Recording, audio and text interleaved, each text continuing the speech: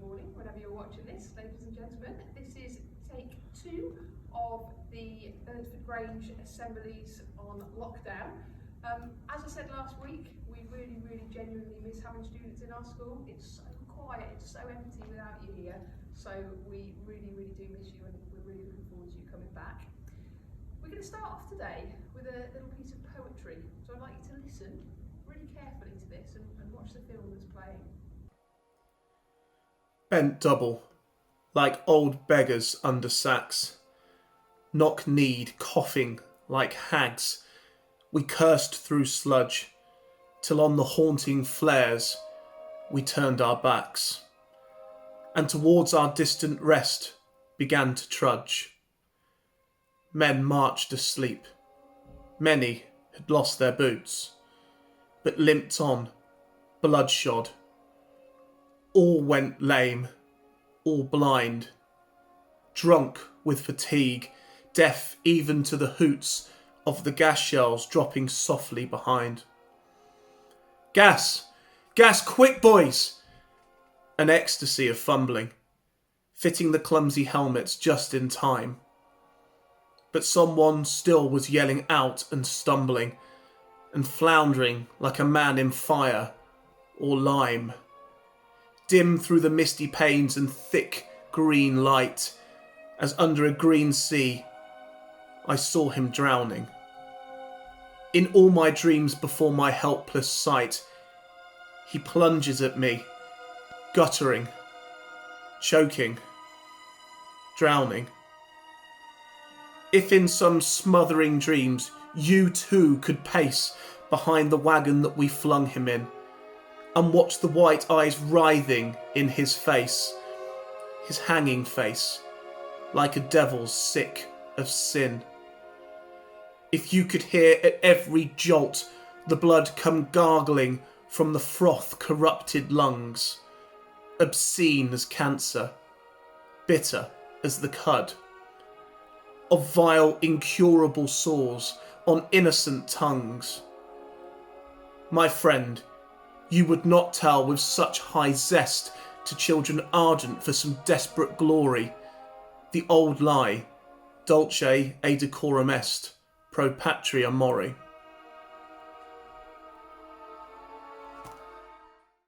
So a very famous wartime poem from the First World War by Wilfred Owen.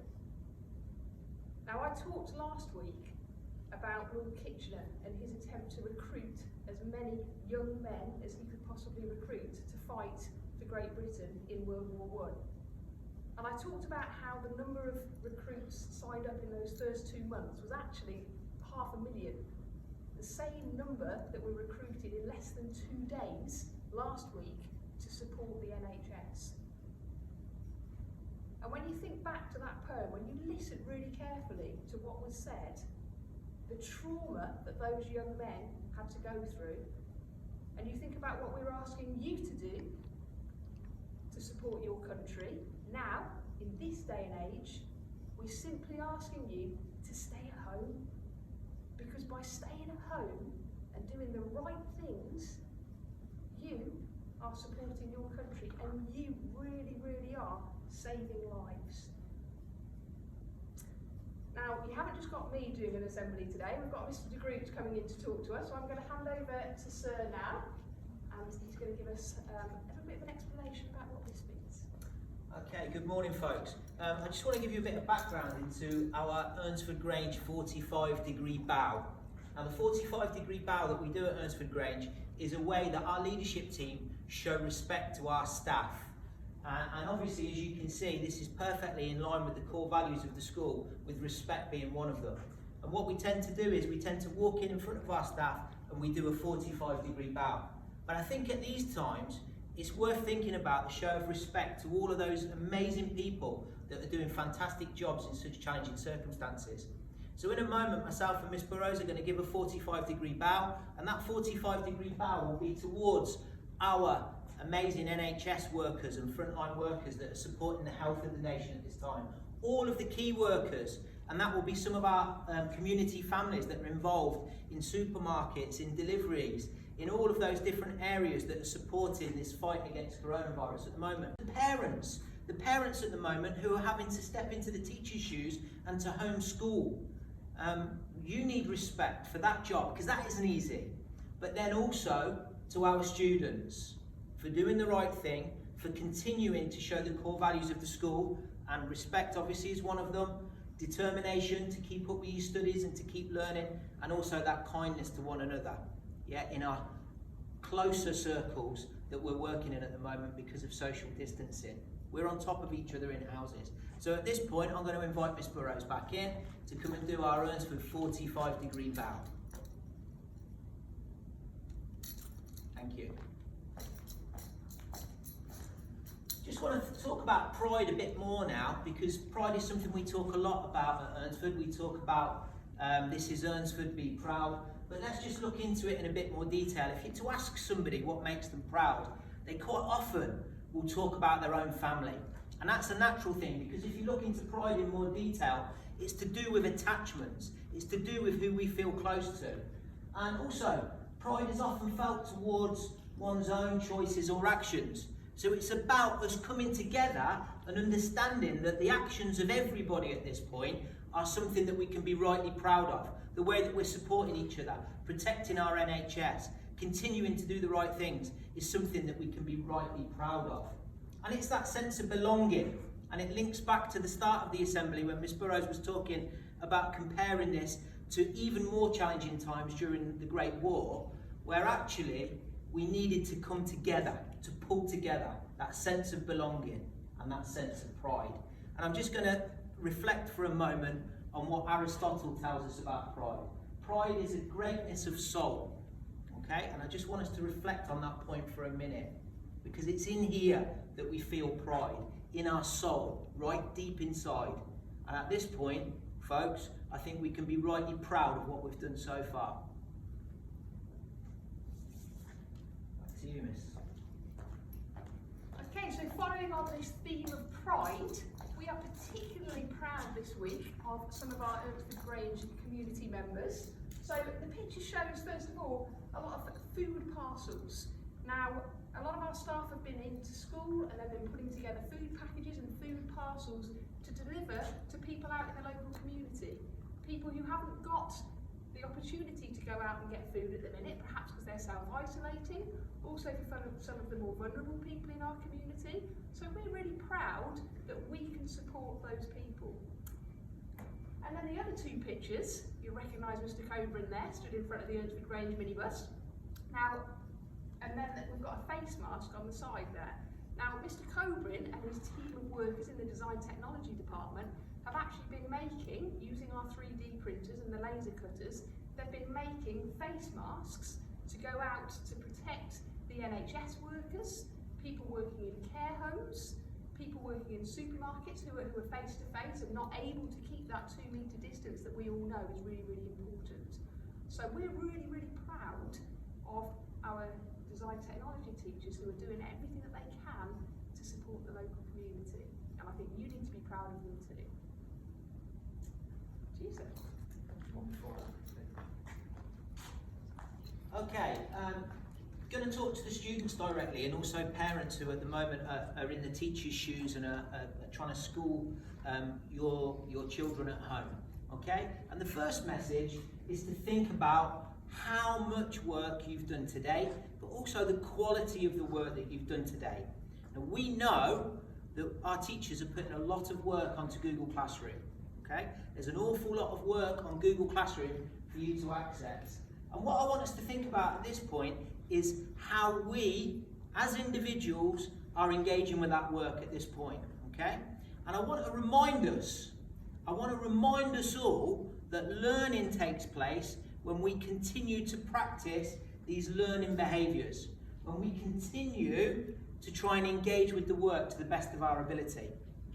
And I just want to draw your attention to the cartoon as well, that cartoon which talks about procrastination, which essentially is putting things off to tomorrow. Okay? I want us to realise that we need to keep working, little and often. Yeah? Keep challenging ourselves as often as we can. And what we're talking about here is not doing hours and hours worth of work. We're talking about keeping to a set timetable and keeping the quality of the work high, but also the challenge high.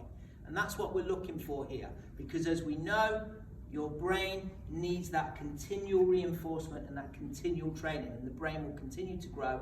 And in challenging times, there's no reason why we can't continue to learn effectively at home.